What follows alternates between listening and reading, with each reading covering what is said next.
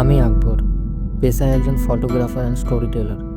আজকের গল্পটা আমার লাইফে ঘটে যাওয়া একটি ছোট্ট স্মৃতি বলতে পারেন, যেটা মুখে বললে হয়তো শুনতে ভালো লাগে।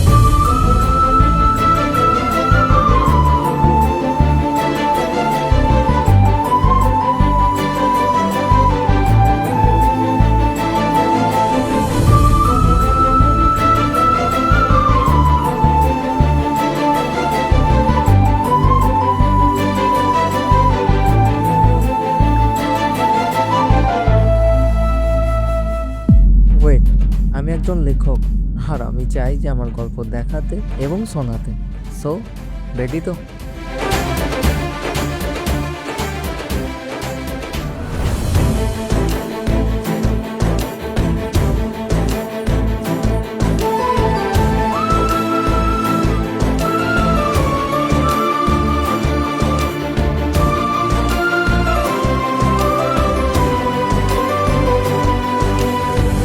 কি ভাবছেন, এটা কোনো গল্প নাকি শুধুই আমার কল্পনা?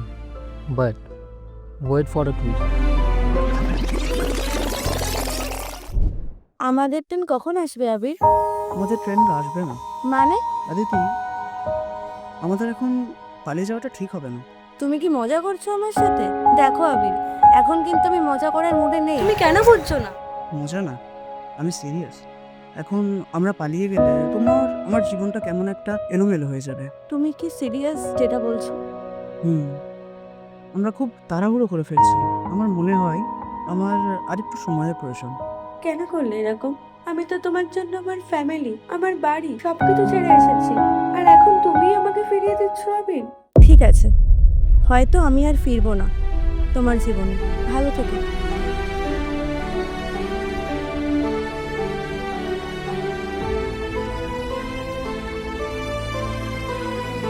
হবে হবে দেখো।